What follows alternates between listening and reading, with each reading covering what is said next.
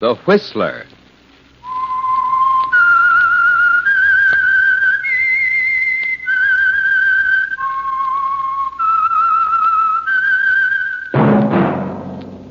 That whistle. The Whistler.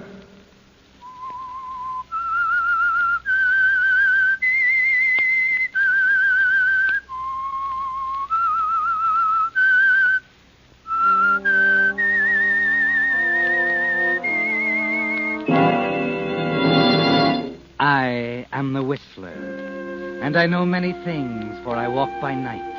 I know many strange tales, hidden in the hearts of men and women who have stepped into the shadows.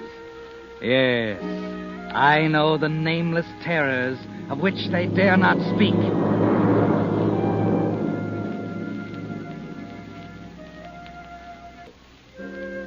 And now the Whistler's strange story. 3 times a sinner.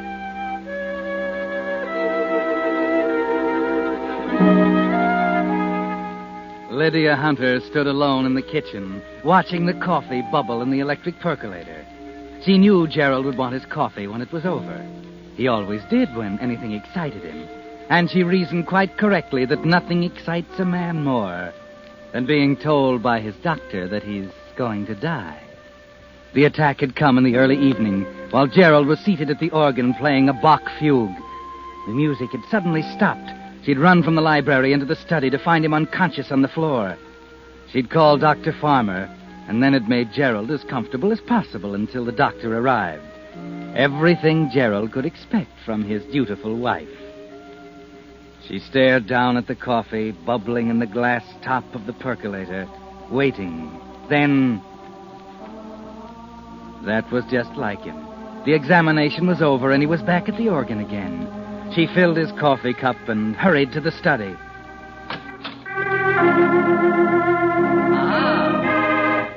There you are, Lydia. Just in time to celebrate Dr. Farmer's prophecy of my death. Oh, and coffee. My obedient wife is bringing me my coffee. No coffee for me, thanks, Lydia. I must be going now. But it's raining, Doctor. You see, Richard, I've implied to my wife that I'm dying, and she immediately goes into a report of prevailing weather conditions. Tell me, Doctor, is Gerald just being dramatic, or is there something seriously wrong? Gerald is a sick man, Lydia. And I don't recommend too much of that coffee. Oh, nonsense. Coffee's my mainstay. Then it's true. Oh, Gerald. Oh, Gerald. Oh, come, Lydia. Dry those crocodile tears. They stain your makeup. Furthermore, you know you're deliriously happy. Why, just think. I can slip off at any moment now. Don't talk like that, Gerald. It may take years, old man, if you take things easy. Cut out drinking and smoking entirely, of course. Well, I've got to be running along now. I'll see you to the door, Doctor. Oh, really, Lydia? Don't you think you can find it after all these months? We don't keep changing around, you know. Good night, Gerald. Remember, you have as many years as you want. It's up to you. Of course, Doctor. It really is serious, Richard. Nothing to be alarmed about. No vigorous schedule or anything like that, though. He can't bear a quiet routine. He'll have to, poor beggar. You sound sorry for him. I am. And I wish you could make your pity sound more convincing, Lydia. Oh, he never believes me anyway. He's always been like that. Look at the rain. Yes. When am I going to see you again? Soon. That's all? Just soon? He's suspicious enough as it is. He's bitter and hurt. You've disappointed him as a wife, perhaps through no fault of your own, but he is disappointed and bitter. Oh. That can make a man unscrupulous, so be careful. I don't understand. I won't say any more, Lydia. Just be careful and be honest with him. Take good care of him. He needs you, and you owe it to him. Good night. Good night, Richard. Richard! Yes? I love you. Oh. Yes, Mrs. Hunter? I didn't know you were here, Martha. Were you going? Mr. Hunter told me I might go, ma'am. Well, I'd rather you stayed a while. Made him say that. I don't know, ma'am. I'd better see him. Well, Lydia, that was a long farewell. Why did you tell Martha to leave for the night? Is it difficult for you to understand that I might like to be alone with you? But surely Martha has a perceptive eye and a very sharp ear, Lydia. You'll be shocked at the things she knows. Interesting creature, Martha. She has a sort of feudal loyalty to the master of the house. You haven't drunk your coffee, Gerald. Lydia, since you and I are not even friends any longer, would you consent to a divorce? Leave you now. After Richard's diagnosis tonight? It was important to you, wasn't it? Why, of course. It was important because now you know that soon, perhaps even tonight, you'll be a wealthy widow, free to marry again. Gerald, must we go on talking like this? No, not at all, my dear. But I know that you're awaiting my death. Oh. That makes me feel as though I were loitering. I don't want to borrow time, a few weeks, a few months. I don't want to borrow your affection, kisses you don't mean, a few soft words of phony solicitude. Oh, really, Gerald? I don't see why I have to I don't stand want here to and listen. borrow anything, my dear. And I have a way. Gerald, where did you get that bottle? It's marked poison. Yes, quite a coincidence. It is poison. What are you going to do? You mean, what have I already done? As you see, there's precisely half a bottle. While you're gone, I pour the other half in my coffee. I'll never taste it. It's supposed to be like adding sugar. All I have to do is lift it to my lips like this, and... I was hoping you'd stop me. You realize what will happen if I drink this, yet you stand there watching, letting your little dreams multiply. Well, I won't disappoint you, my dear. I shall drink it. Like that. And sail off happily on a requiem of Bach. Yes, a requiem, Lydia. Appropriate for the occasion. Tested in the crucible of time. You can hardly believe it, can you, Lydia? Here it is, happening before your very eyes. You hardly know what to think. All you can do is stand there, speechless, staring at him as he plays on and on. And then... it's happened. At long last, all those wretched years are over, and he lies there slumped across the keys. You stifle an impulse to laugh. You've got to be shocked, Lydia. You've got to call Martha and go through with it. Martha! Martha, come quickly! What's the matter? Something has happened to Mr. Hunter. Is he ill? Oh, I'm afraid it's more than that. He's dead. I know it. Please, Martha, you've got to get hold of yourself. So soon. The doctor no sooner told him. Please, Martha, please, come on.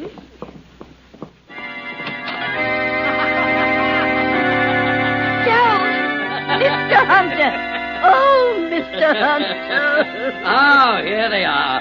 My servant and my bride. My servant weeps bitter tears over my corpse, but my wife, oh, hers have been lost. The woman who does not blush also does not cry. My dear, you have disgraced your sex.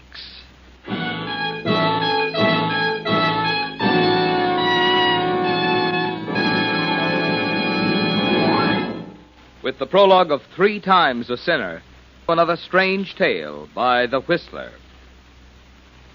And now back to The Whistler.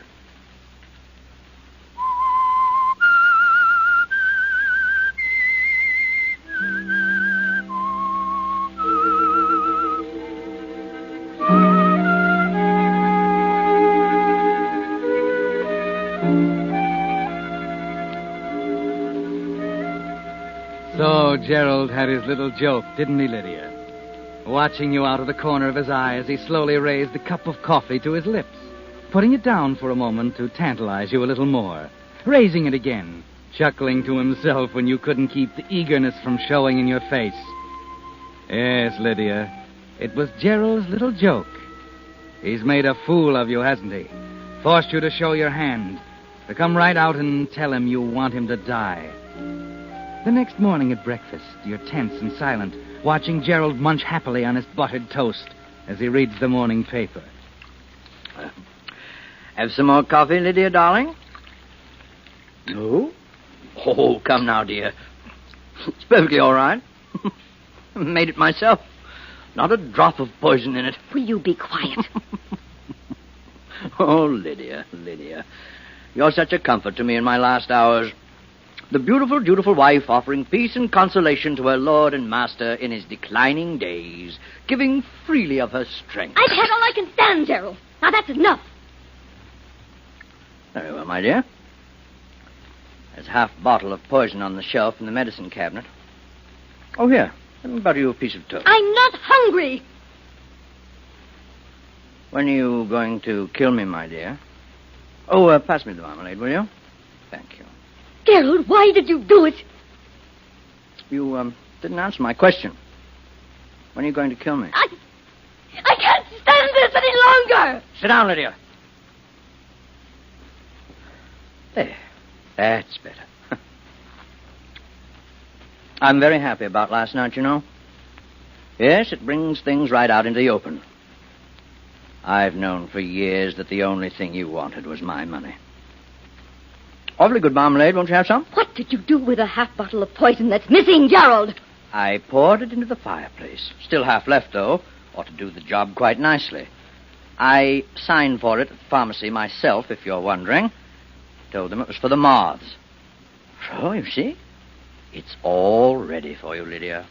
Any time you feel in the mood.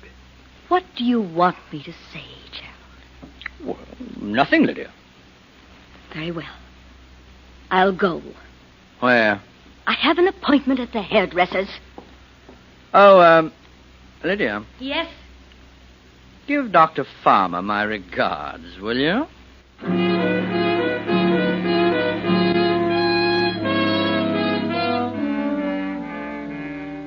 I tell you, Gerald was tempting you, Lydia. But why, Richard? I don't see... By pretending to be dead, he gave you 5 minutes of being a widow.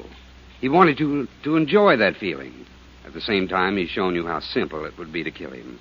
Practically put poison in your hands. Now he wants you to kill him with it. He wants to die, don't you see? No, I don't. It's very simple. He wants that death on your hands, so you'll die with him. Oh, I can't believe that. Not even of him. He'll hang on until you're desperate. But be careful. Don't let him trick you into it. Into what, Richard? Murder, darling. Murder.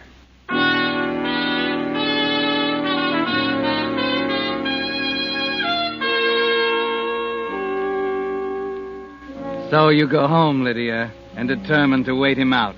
He can't last long. There's no point in thinking about it anymore. Time will take care of everything. Get your mind off it, Lydia. Don't think about it anymore. Murder. Murder, darling. Murder. The words keep coming back like the thought of a new toy to a child. And you can't surrender like a child and turn to thoughts of other new toys. Murder is the only toy you want, isn't it, Lydia? As the days pass, it keeps returning unconsciously. The bottle on the shelf in the medicine cabinet, half full, bought in Gerald's name, flaunting its power at you every day. Murder, darling. Murder. And finally, the night comes when you can't resist it any longer. You go into the medicine cabinet and take the bottle, hold it tightly in the palm of your hand, and walk back into the kitchen. When the coffee's done, you pour a cup and add the contents of the dark little bottle. No sugar, Lydia. Gerald has told you the poison is sweet. Now, a little cream. That's it. You're ready now. The bottle is in your pocket, empty. You're ready for Gerald playing on the organ in the library.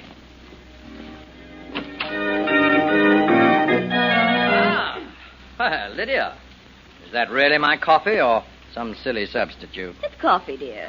You haven't had any in such a long time now. I'm sure Richard couldn't object. Oh, thank you, darling. By George, I wonder if I'll recognize the taste. Of course you will. You know... What? I don't think I have a taste for it anymore. Oh, nonsense. The moment after your first sip, you'll be clamoring for more. Habit's funny, though. Once you've broken it, it's lost. Friendship, marriage, coffee. All the same. Oh, aren't you joining me? No, Gerald, I've been too nervous lately. Mind if I go ahead? Please do. What's making you so nervous? Well, I don't know, Gerald. The past few weeks have been rather strange. Mm-hmm. Maybe the awful weather, eh? Well, cheer up, my dear. Spring's on the way. Your spirits can improve overnight, eh? I suppose so. Well, here goes. Good Lord, woman, what are you trying to do? Kill me? Kill you? What are you talking about? Oh, this is hot, Lydia. It's hot. Oh. Shall I cool it down for you? No. Oh, no. What's the trouble? Oh, it's my heart again. It's acting up tonight. Coffee might be bad for it anyway. Shall I call Dr. Farmer? Oh, don't be so anxious. I just better let this cool for a while.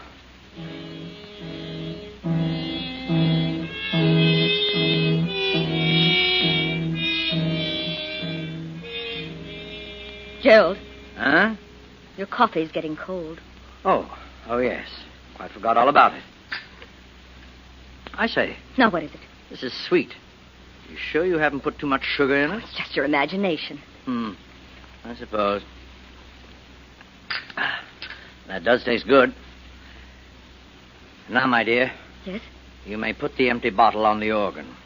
What? That will make it look like suicide. If they don't find the bottle by my side, you'll be suspected of murder. Go on, put the bottle on the organ. I'm going to play for a while as I wait for it. So you know. And you're not at all embarrassed. Not the faintest sign of a womanly blush. You're the worst kind of sinner there is, a deliberate one. You sinned when you married me for my money.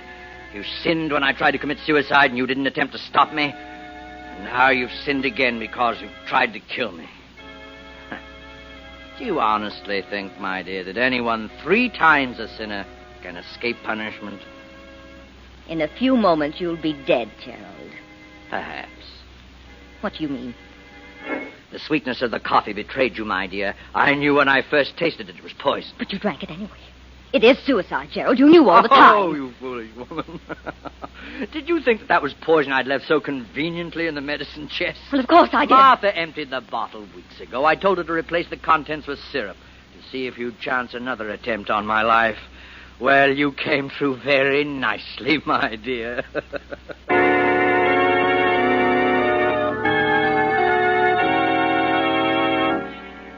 Well, Lydia, he's trapped you again. But why?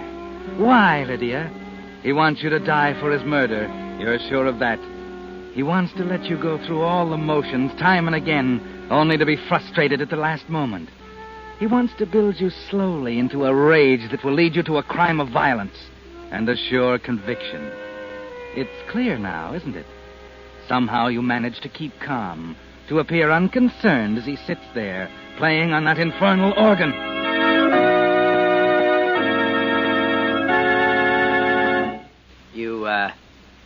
You don't look disappointed, Lydia.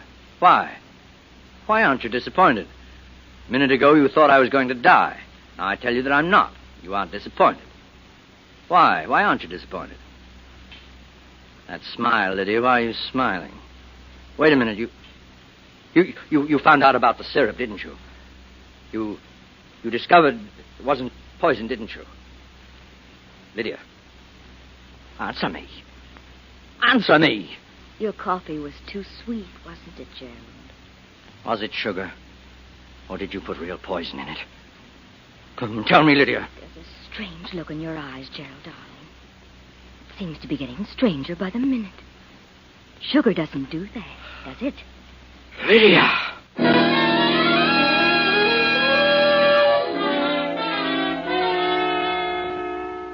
You're taking a new tack, aren't you, Lydia?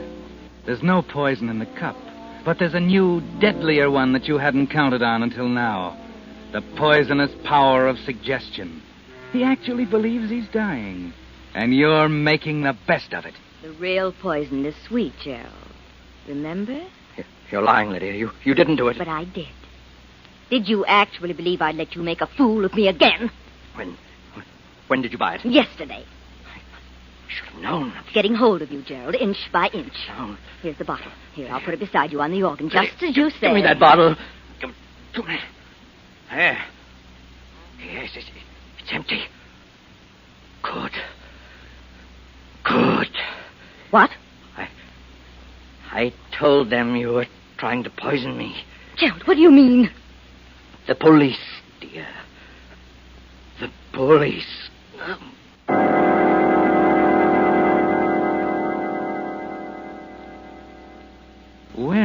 Lydia. For once, you're a step ahead of him. So he told them you were trying to poison him. You can't resist now. You've got to laugh about it. Relieved, free at last. Gerald slumped over the organ keyboard, dead. It's so much simpler now. Death of a stroke. No poison, no suicide. No prying medical examiners. Just one thing, Lydia. The bottle. That would cause suspicion, wouldn't it? When there's nothing to be suspicious about. So you take the bottle from Gerald's hand, go down into the basement and crush it to tiny bits with an axe. There's nothing left now but a few fragments of glass. Then at long last...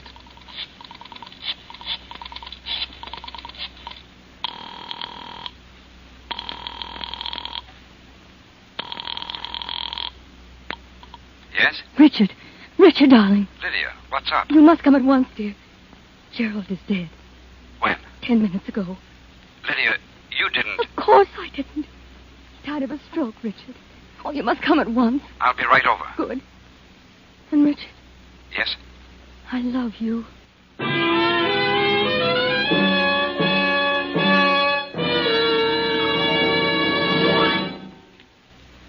The Whistler will return in just a moment with the strange ending of tonight's story. And now, back to the Whistler.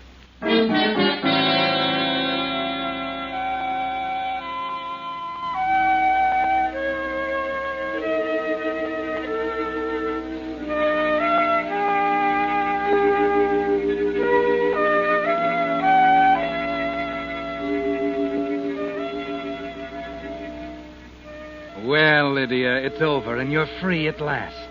For the first time since you and Gerald were married, you're genuinely happy. You want to shout it from the housetops. Tell the world that Gerald is dead and you're free. That all his cruel cunning and practical jokes got him nowhere.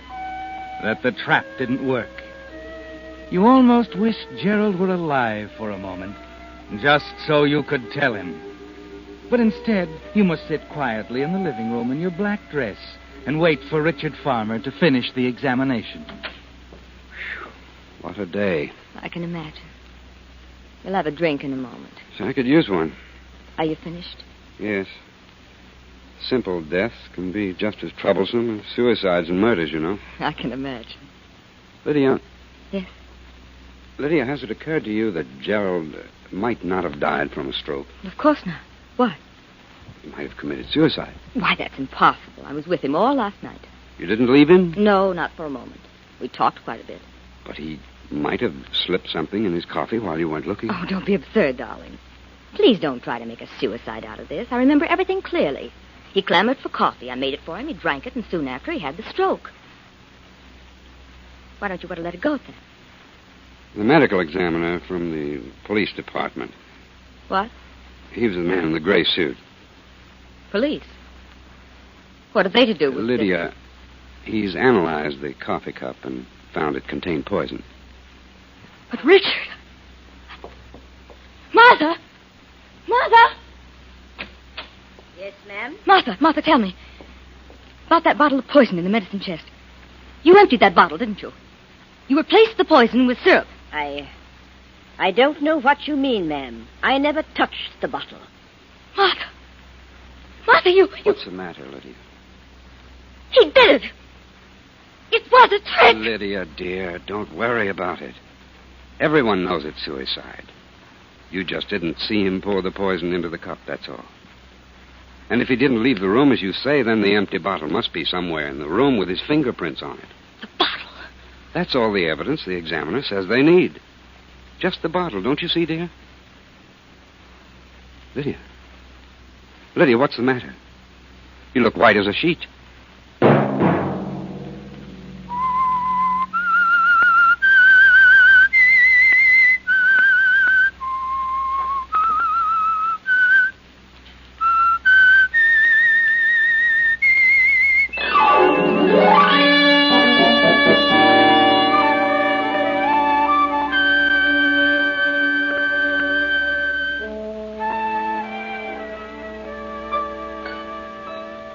Next Monday at 9 o'clock, The Whistler will bring you another strange tale.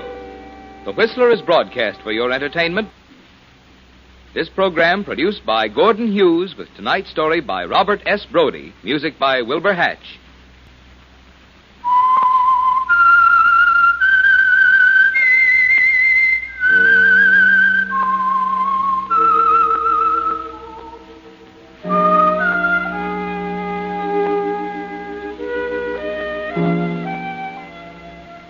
This is Marvin Miller speaking. This is CBS, the Columbia Broadcasting System.